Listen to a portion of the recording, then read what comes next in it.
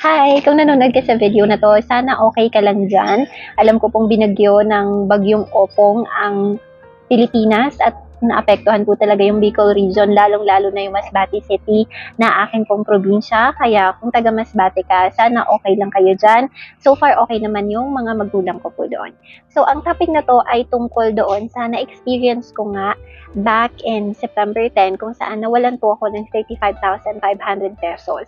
During that time, maraming customer service associate po ang nakausap ko. Mapa-on-site man or let's say sa branch nila, over the phone, dahil may nakausap po ako over the phone, and also via email. And during those conversation, marami po akong napuna na mga not so good way to provide customer service. At kung ikaw ay isang call center agent na kagaya ko, na call center agent din for more than 3 years, ay let me know sa comment section kung good customer service ba ito or bad customer service. And I think sa perspective ko, bad customer service ito siya. Pero i-share ko rin kung paano ito magiging good base sa aking experience at sa sarili ko rin pong pananaw. So kung interesado ka sa ganitong topic, make sure to watch the video until the end.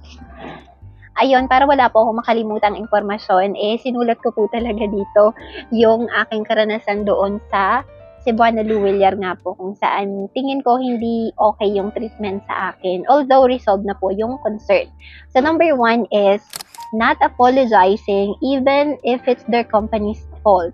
No empathy or acknowledgement of the problem and no assurance.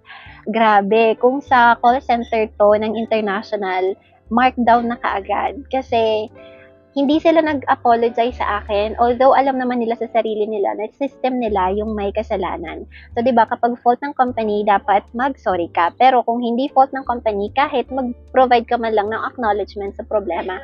Pero I think, na-acknowledge naman nila, pero hindi sa paraang gusto ko. Di ba, hindi man lang sinabi na, I'm sorry to hear that you lost your hard-earned money, ganyan. Parang sobrang transactional ng information, hingi lang sila ng mga details and stuff like that. And also walang assurance. Kaya nung mga first few days, actually 1 week, like before pa ako pumunta nun sa pangalawang pagkakataon sa branch, ay hindi nila ako binigyan ng assurance na maibabalik yung pera ko. Kaya ako nagpapanik that time. But kung binigyan nila ako ng assurance, then kahit pa magtagal siguro na ma-resolve yung problem, okay lang kasi guaranteed naman na mababalik yung money. So what they could have done better is to learn to apologize on behalf of the company, empathize with the customer, and acknowledge what happened. Also provide assurance that everything is going to be okay. So, yun yung tingin ko good customer service. Kung napapanood nila to, I hope that they would learn from this. Pero if not, then as a call center agent, you have to learn on how to handle your customers, especially if ganito yung sitwasyon. Number 2 na experience ko is not keeping their word or misleading. Again, kapag nagsiserve ka ng customer international tapos nag-provide ka ng misleading information, it can lead to termination, and that is something na na-experience ko firsthand sa mga ka-teammates ko na natanggal dahil sa misleading information. So, nag-mislead sila sa akin dahil sinabi nila na 2 to 3 days lang may update na, yet more than 1 week na pero hindi pa rin sila nag-update. So, that's misleading kasi what I was thinking that time is that mag-update talaga sila. I totally believe them, naniwala talaga ako sa kanila, yet they did not deliver. So what they can do instead is never provide wrong, inaccurate, or misleading information because the customer will always remember it. If you promised a certain time frame, make it happen or do it. Ayun, kasi ako sinabi na 2 to 3 business days. So, nakatatak yun sa isip ko na 2 to 3 business days. After that time frame, nag-follow up talaga ako and I did not hear anything from them. So, if you're a customer service associate, never ever say something that you cannot fulfill. Kasi, misleading yon and you will hurt yung customer na yon and they might give a negative review. Actually, nag-review ako sa kanila ng negative. Hindi na in-elaborate doon kung ano yung mga specific na ano, pero yung tinanong lang sa akin, how likely would I recommend their company? And I gave 0 at that time. Number 3 bad thing that I experienced is inconsistency and also not calibrated when it comes to process. Inconsistent in a way that inaasa nila ako when the first person told me, the first staff told me, okay, go to the branch and then bring your valid ID, we'll give you your control number. And then I went there and then the other person told me, completely clueless kung ano yung concern ko. No idea kung ano yung meron ako and hindi ako natulungan. So, what they could have done better is that everyone should be aware of the client's problem to avoid repetition which will make the customer angrier. Kasi na-frustrate talaga ako at that time kasi I was super duper hopeful na resolve na yung problem ko. Tapos pagpunta ko doon, nga, di ba? Hindi pala resolve, hindi pala alam ng other person yung concern ko. So, dapat calibrated sila, dapat alam nila na pag pumunta tong customer na to, let's say Noemi Cantoria, pumunta siya, dapat may note man lang dun sa system nila na ganito yung concern niya, pag pumunta siya dito, ganito yung gagawin. Pero walang ganon. So, it made me angrier and it even made me cry. So, that's not a good customer service experience that I had there. Pero I hope you as a customer service associate, please don't do this.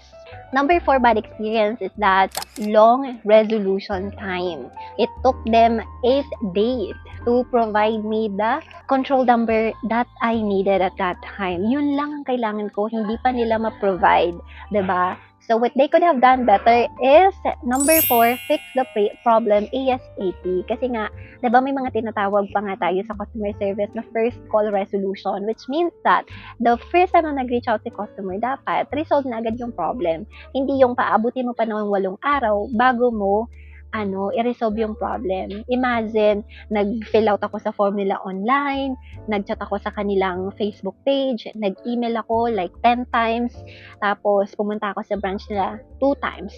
And actually, pinapapunta pa ako for the 3rd time, pero hindi na ako pumunta. So, imagine the hassle and, 'di ba, galing ako ng work and all that. So, ang dami kong time na kinonsume. Gumamit ako ng app na yon to have freedom na hindi ko na kailangan pumunta doon, 'di ba? Para magpadala. Yet, ganun yung kinonsume kong time at that time. But I don't blame the employees kasi hindi naman nila fault 'yon. What I'm blaming is yung system nila na hindi nga perfect. Okay, ang number 5 na bad thing that I experienced is that no explanation about what happened and how it will be avoided in the future. So, sa customer service kasi sa international account, we have what we call customer education. So, you have to educate the customer, why did this problem happen and what can you do or what can the customer do to prevent this from happening in the future. But as per Cebuana, they did not even told me what's the reason why it happened and what can I do to prevent that from happening in the future. Even if I personally asked in their email, diba, to put an explanation as to why it happened. So yeah, provide explanation about what exactly happened and what steps you can do to avoid it from happening in the future. So that's it. Those are my not so good experience with customer service from Cebuana.